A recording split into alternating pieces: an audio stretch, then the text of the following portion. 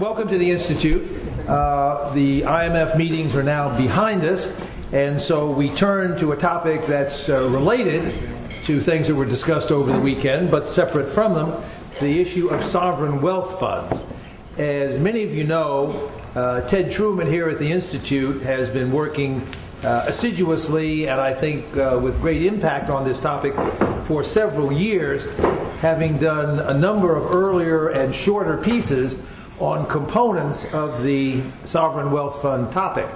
I think it's fair to say that the scoreboard he developed to characterize the performance of different sovereign wealth funds and his advocacy of putting something like that into place internationally played a major role in the decision of the major countries to implement the Santiago Principles a couple of years back, the first international agreement to set some standards, some guidelines, and some reporting, some voluntary reporting norms for these new and very important and very large financial institutions. So I think Ted has been a leader in the intellectual development of thinking about the sovereign wealth funds, also about their role in the world economy, how they can be treated, and critically, how the host countries that are recipients of their investments ought to behave as well. Ted, with his usual focus on the global system, the multilateral approach to these issues, look not only at the role of the sovereign wealth funds themselves as investors, but the role of the recipient countries as receivers of the funds, how they should behave, how they should get their acts together to provide a hospitable global context for this very important set of financial institutions and big investors, all the more important at a time of slow global growth where everybody's looking to attract investment, to try to spur their own economies. So the topic remains extremely important, maybe a little less controversial than it was when it first blew up a few years ago, but not without controversy still today, particularly as it relates to the overall buildup of assets by governments and government authorities throughout the world, particularly those that intervene heavily in the currency markets, build up massive war chests of foreign exchange, and are tempted to use at least some of them through the creation and implementation of sovereign wealth funds. So it's a huge topic. It's a very important one. Ted's book that we're releasing today tries to pull together the various strands of his previous work, add new dimensions, bring everything right up to date, and give us a comprehensive story on this issue of sovereign wealth funds in the world economy. I think most of you in this audience know Ted Truman. He's been a senior fellow here at the Institute for almost a decade after he left his extremely productive and prolonged period of public service.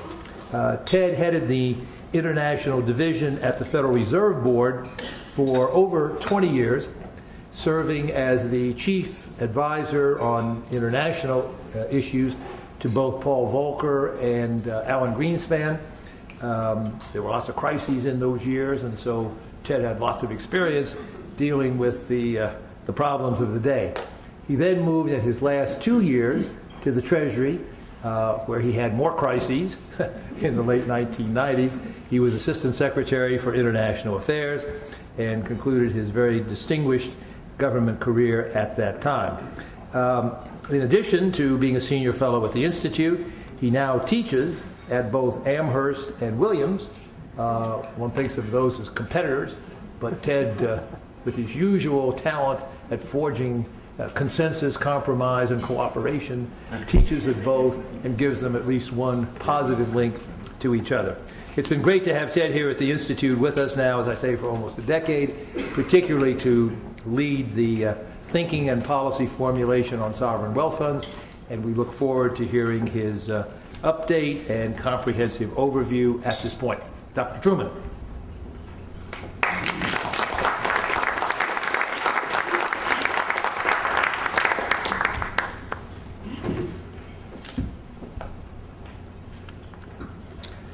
Well, thank you, Fred, and thank you all for coming. This has been, as you said, a multi-year project, and on which I've had a great deal of help, and it deserves the usual Peterson Institute for International Economics celebration, at least in my opinion. As a result, you get a free lunch and a free book, and then you have to listen to me, assuming my voice holds out. I do want to acknowledge my wife Tracy. This project has been going on since 2007, and I think she has answered more telephone calls asking me questions about sovereign wealth funds than she ever directly received from all the chairmen of the Federal Reserve Board and secretaries of the Treasury that she knew. I generally answered those telephone calls myself, but she's had a lot of contact with the press on this subject over the last several years. And I certainly thank Fred and others here at the Peterson Institute for International Economics for their support for the project. Karen Lissikers was supposed to be here. She and her Revenue Watch Institute have provided some support. And I also want to thank Doug Dowson and Daniel Shea and Sarah Agno, who have been research assistants on this, research associates, analysts, we now call them analysts on this topic. The fact that I burned through 2+ research analysts in doing the project is a witness to how long it's taken me. And lastly, I want to acknowledge the inspiration of the late Monty Graham for his inspiration and early guidance on this topic. So,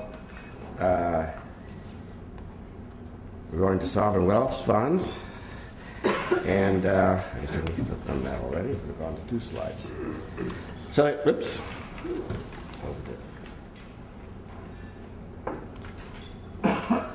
So I basically a little bit of a roadmap. Sovereign wealth funds actually are, I can't use this as my excuse for taking so long in producing this book, but they are a fascinating topic because they combine economics and finance and domestic international politics and institutions, both domestic and international. So it's actually a quite absorbing topic because of the intersection of various interesting issues. And I hope maybe to give you a little bit of flavor of that this afternoon. I'll talk a little bit about, by way of background, about the sovereign wealth funds in the international financial system. I'm then going to give you the results of my 3rd edition of my Sovereign Wealth Fund Scoreboard, in which I rate the various funds.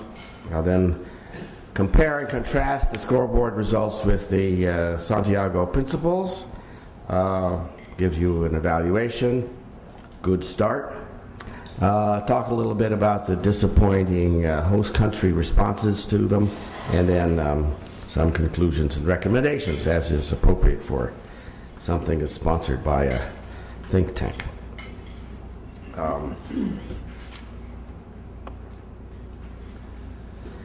So sovereign wealth funds and international financial system, where the point of departure is, or at least mine is, that they are separate pools of government-controlled assets, often including international assets.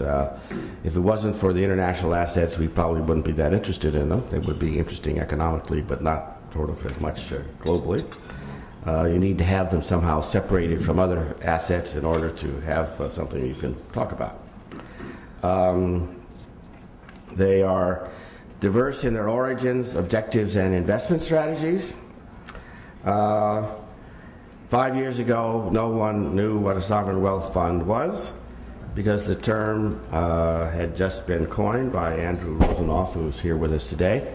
I joked that I hope he has a happier life with his coined sovereign wealth funds than John Williamson has had with the coinage of the Washington Consensus. But you never can tell, by the way. And the interesting thing is that the countries who had such funds, often for decades, essentially found that they had joined an exclusive club to which they had not applied for membership, which was shocking enough. But that club also involved certain unanticipated obligations and expectations from the side of the funds themselves. Because of their diversity, it can be very misleading, and I try not to generalize about the role of funds. We can say three things, I think, about them. They are governmental investment vehicles and therefore political by design and construction. They are part of a savings and wealth process, transferring wealth year to year in some cases and generation to generation in other cases. And I would submit that their financial results are most important to their home country. That's probably about as far as you can go. Beyond that, sovereign wealth funds of all types are symptomatic of two tensions. One is the dramatic redistribution of wealth or potential growth and potential wealth in the world. Though in fact sovereign wealth funds are not exclusively part of the world of emerging market and developing countries. The United States is probably the third largest country in the amount of international assets managed by our sovereign wealth funds, which are exclusively in the form of those managed by state and local governments, but pension funds, and though there are some sort of sovereign wealth funds too, and I include pension funds in this category. But I think the basic problem is the funds, as they became prominent, were associated not with us, but rather with them, and not with the countries that we normally thought of as sharing all our values, even though we often were not on the same wavelength with those countries. But with other countries who have different origins and systems and cultures, and thus they become part of the shift of power from us to them, which makes people uneasy. And then secondly, much of that power and wealth is controlled by governments, which also is not fully consistent with at least what we pretend to be our system in the world. And last, I don't list it here, is they also, especially when they got sizable, as Anna Gelpern likes to put it, they represent big money, and big money is distrusted. So they raise, beyond these sort of existential issues, they raise five broad concerns. First is the mismanagement of their investment and issues of corruption. This often goes along with big money. This is largely an issue at home. If you want to think about it in contemporary terms, ask yourself how many articles you've read in the last 6 months about corruption at state and local pension funds. I think there's been at least 4 or 5 indictments, prominent indictments associated with that. And in a basically law-abiding country like the United States, we're busy indicting people for taking some stuff off the top of our pension funds. You can be sure it happens elsewhere too. Secondly, you have the pursuit of non-economic or economic power objectives, or sometimes all together. And this is, in one level, political, because, as I said, these entities are political by construction. So you have, on the one hand, just to use one example, one country's fund, 2 examples. On the one hand, the government of Norway's pension fund was reviled some years ago for having allegedly disinvested in Icelandic bonds. And more recently, it has been cheered for investing in Greek bonds. But the point is that this is, in either case, this is regarded, whether or not it was truly motivated, as a political action. And then, if you want a more another example, it's just the question of the involvement of potential involvement of sovereign wealth funds from many parts of the world, including Canada itself, in the struggle for control of the Potash Corporation in Canada. There's an article in the Financial Times this morning about the Ontario Teachers Pension Fund maybe ganging up with Temasek to have a competing bid. Then there's the issue of financial protectionism, either in anticipation or in response to the movements of the fund, of which there's been some. There's the issue of financial market instability. In some respects, this is a sort of a hypothetical, but it is I didn't cover this in my book, but I know from other people who have. In general, what happened in the Great Recession was that the sovereign wealth funds repatriated substantial amounts of money. Now, you might argue, and I certainly would agree, that especially when the sovereign wealth funds are in the stabilization business, right? You put your money abroad when the price of copper is high, and you bring it home when the price of copper is low. That's probably appropriate. And even more so, after all, it's your money. But the point is that some of the deleveraging of the international financial system was conducted by the sovereign wealth funds themselves. And lastly, you have the potential, because of their governmental structure, of various conflicts between countries. The Norwegian examples I cited. There was the Norwegian example has to do with their disinvesting in Walmart.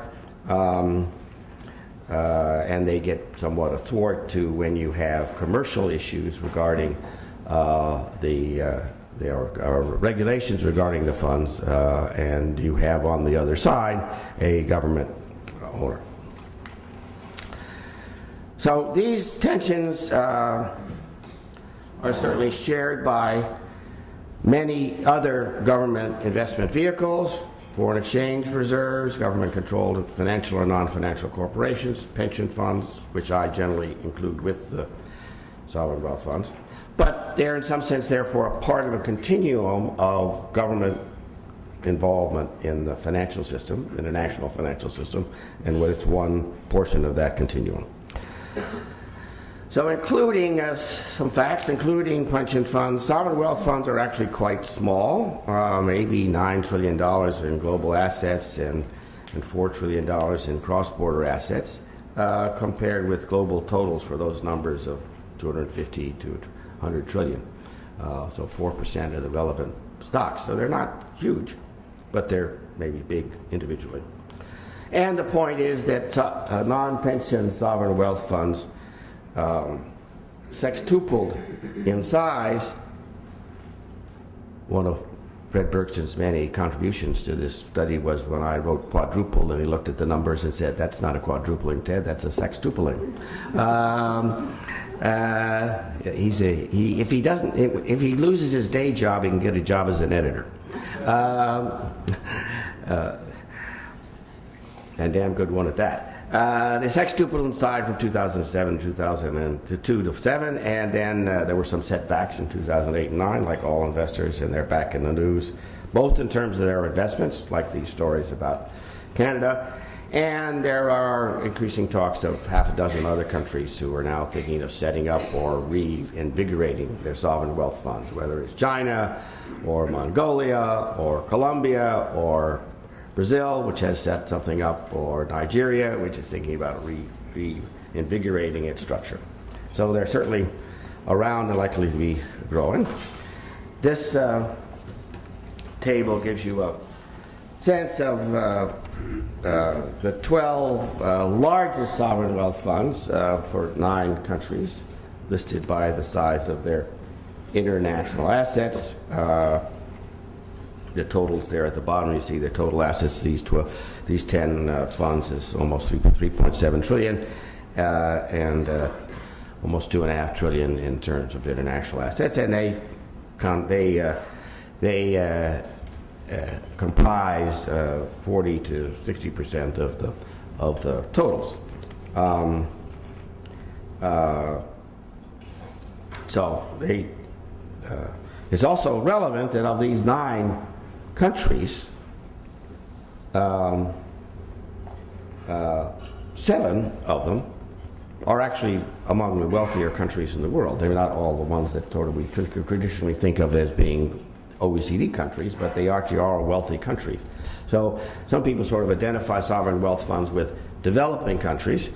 It's probably at best more relevant to identify them with emerging market countries, and in the case of the Singapore is now classified by the IMF and Meg Lunziger as an advanced country, right? But UAE and Kuwait and are certainly very large emerging market countries in terms of their income per capita.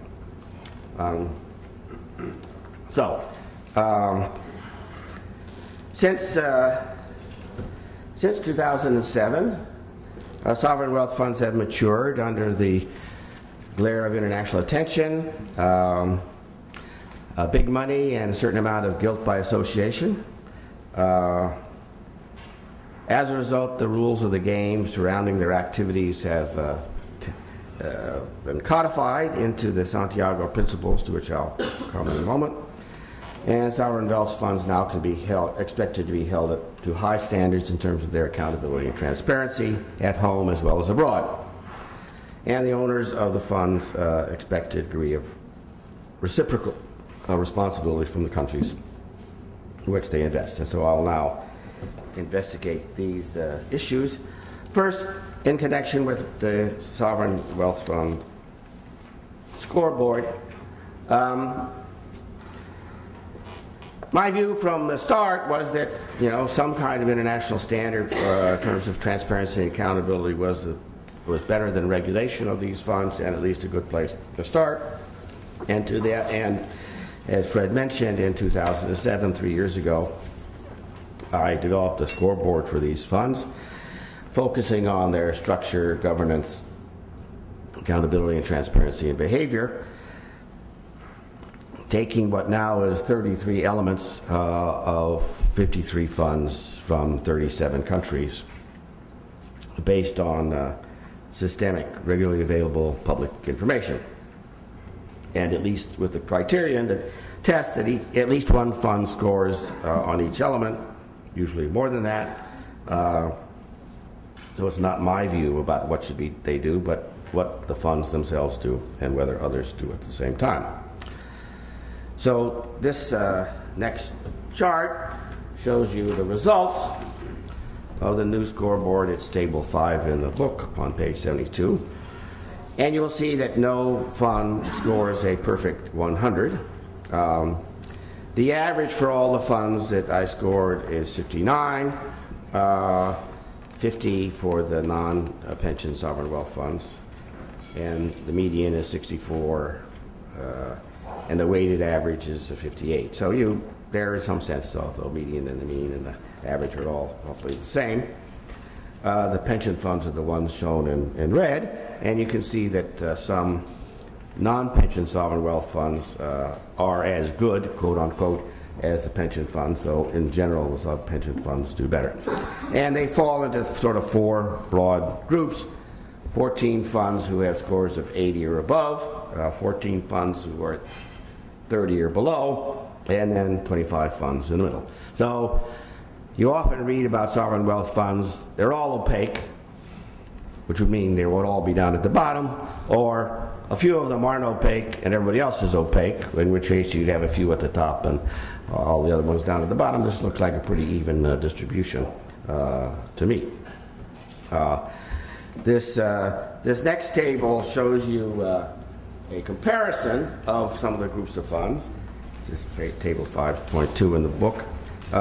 So the first set you see, test to see whether there's significant differences in the average scores among the funds in the different categories between pension and non-pension funds. Yes.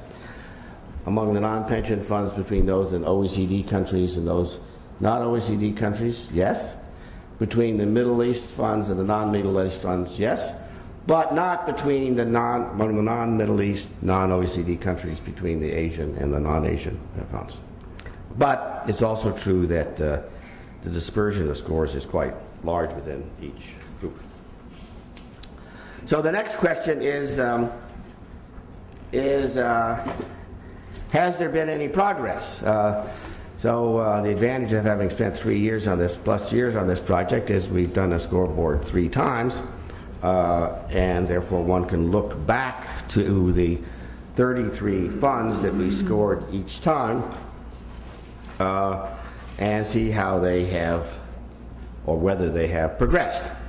And the answer is, on average, the scores have increased by 12 percentage points.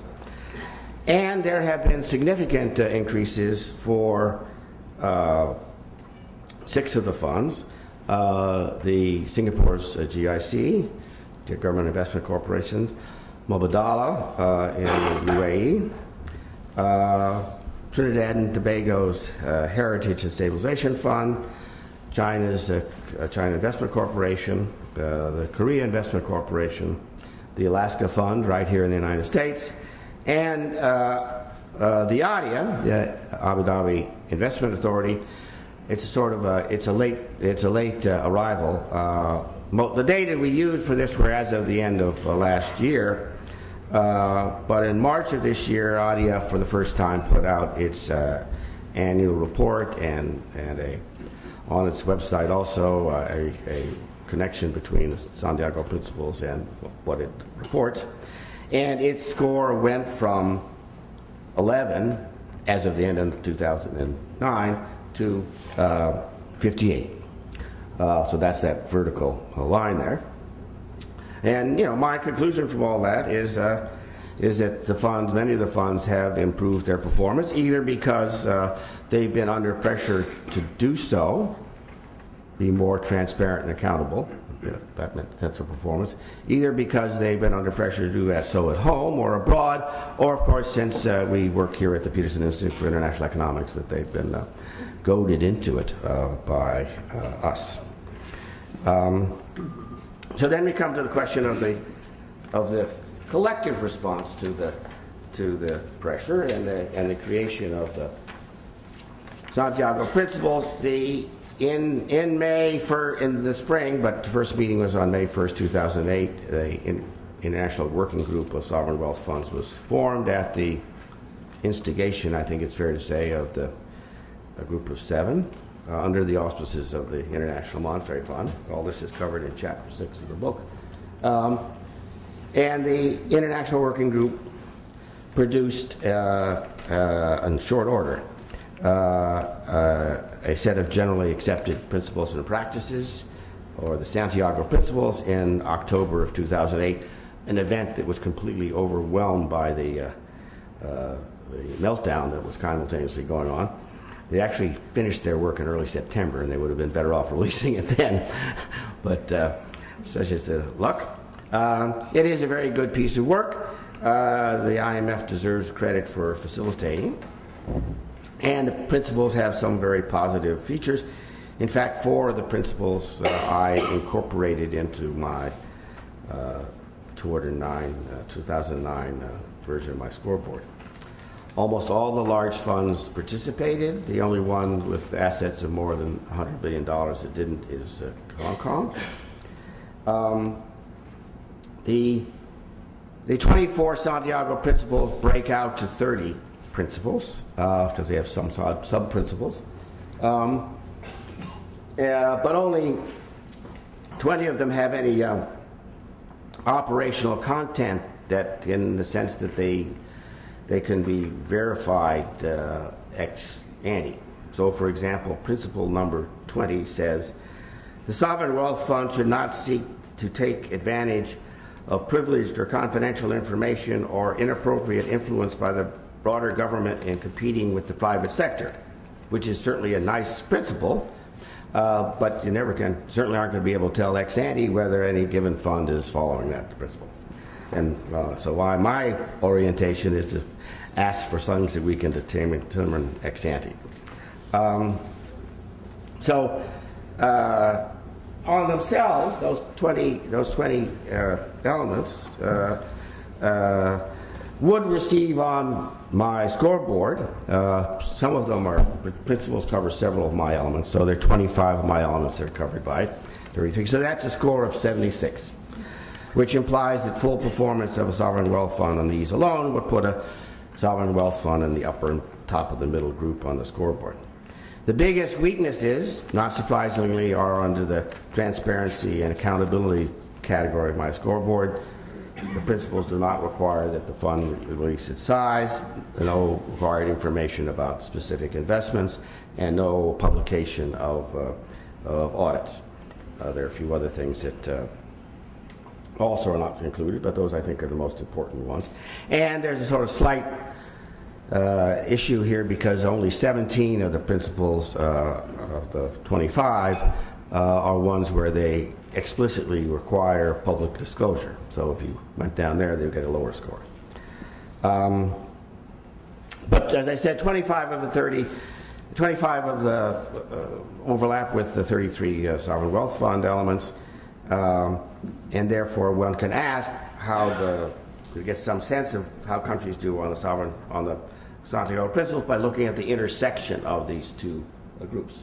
And this gives you the answer. It's a pictorial version of table 6.1.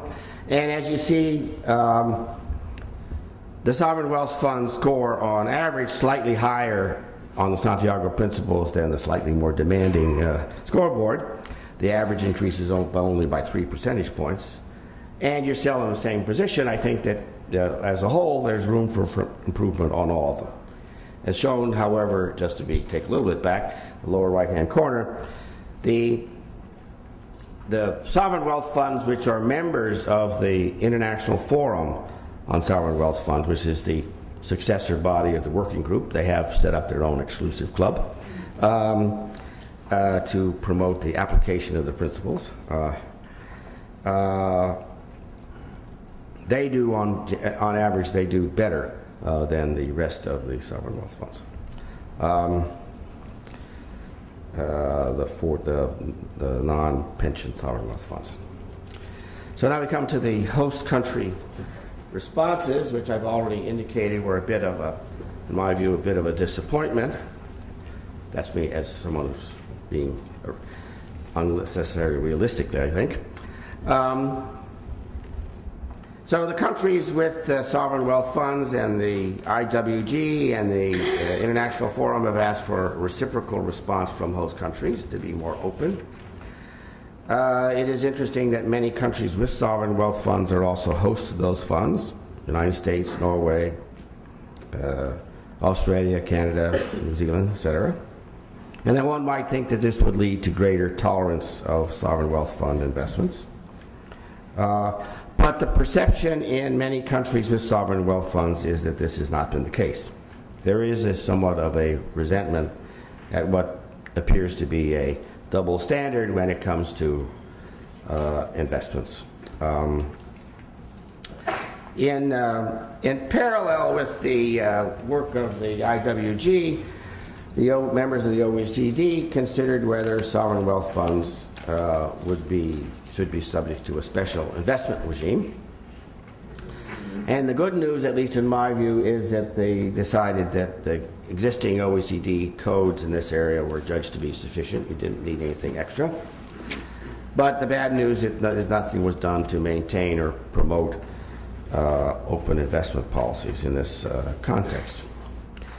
So you can ask what might have been done. One thing would have been to extend the coverage of codes to non-members. The OECD codes apply to non-members only if they're also members of the IMF, and even then on a best efforts basis. So there's no obligation of an OECD country to extend the codes to the rest of the world. They could also have had a standstill on new restrictions. And I think most seriously, but maybe most difficultly, they could have instituted a review process, including non-members, for actual cases in which OECD members had restricted investments. Now, essentially, when a country restricts its investment because it does so under its own international rules, its word is taken, and that process is never reviewed. So you could think about that being challenged in some sense. That's a sort of an accountability dimension, or at least reviewed to some degree, and which would be more of a transparency dimension. What has actually gone on? Well, it's not a disaster, but there have been a number of prominent cases in which investments have been rejected. Canada rejected on national security grounds an investment here from the United States. Japan rejected an investment by the Children's Investment Fund, which is a hedge fund in the power producer in Japan on public order grounds. And the New Zealanders rejected an investment by the Canadian Pension Fund in their airport, Auckland Airport, because there was going to be no benefit to New Zealand. And several OECD countries have tightened their regimes for foreign investment. That includes Australia, Canada, France, Germany, Italy, the United States. Our tightening actually predated most of the brouhaha on sovereign wealth funds, since it was derived from the Dubai Ports episode, and therefore it passed in the middle of 2007. But it increased the attention in particular to government investments, where there was a government control judged to be involved, and in effect has become a safe harbor provision in the U.S. legislation. And at a minimum, this tightening, including our own, has increased the transaction costs associated with foreign investments, in particular by governments, been raised. It's a bit like raising a tariff. We're not putting on a quota, but we're raising the tariff on foreign investment in the United States.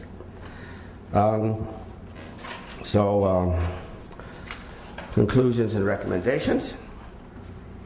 Chapter 8. So conclusions,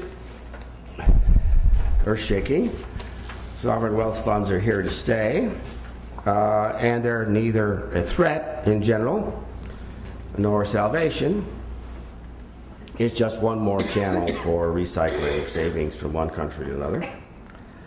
I think distrust of the funds has been substantially reduced by the Santiago Principles, but that may not be far enough. A major risk is that there's one of regulatory and institutional arbitrage, in effect to deflect the flow of government capital into less transparent and accountable channels and away from the sovereign wealth fund framework.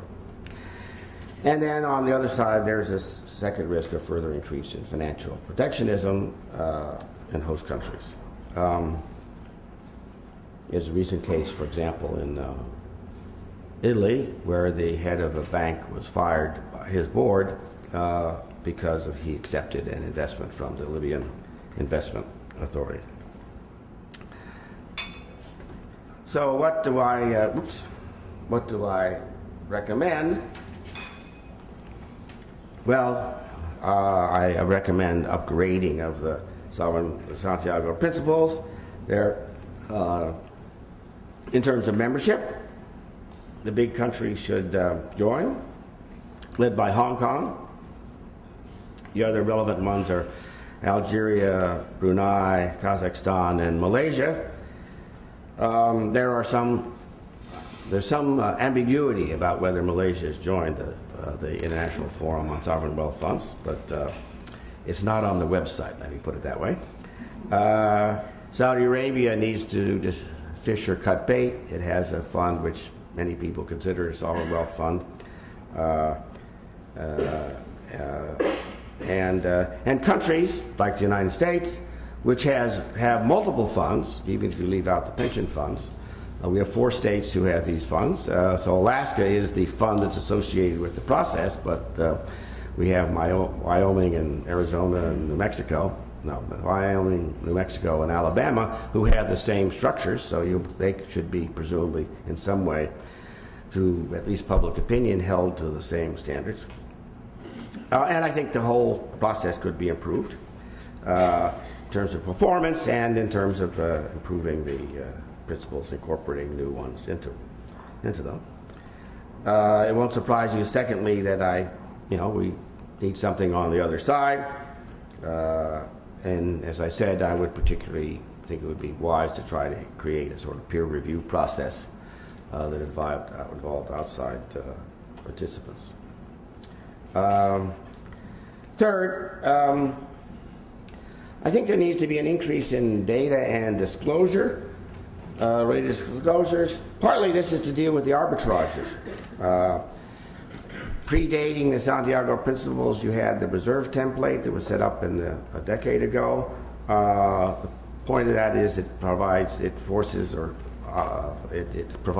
calls for much less in the way of transparency than does the Santiago Principles, and so countries can, in some sense, hide their sovereign wealth funds in their reserves or the investment accounts of their reserves, and you got the same thing, but with much less transparency. And in general, we could have countries report much more comprehensively on the aggregate of their governmental investment, cross-border investment activities. The latest IMF balance of payments and investment manual puts this as an option, but it is not required, and very few countries do it. We are sort of 60% of the way.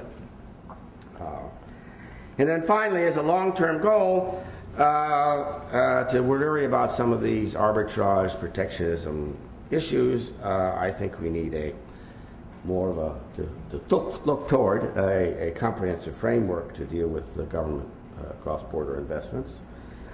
It might be structured into the WTO, as my colleague Arvind Subramanian has suggested. And that work could also be linked with a reinvigoration of the activities of the International Monetary Fund with respect to capital flows. So I thank you all for coming, and also for many of you in the audience who have supported me in one or many different ways during this project. Thank you.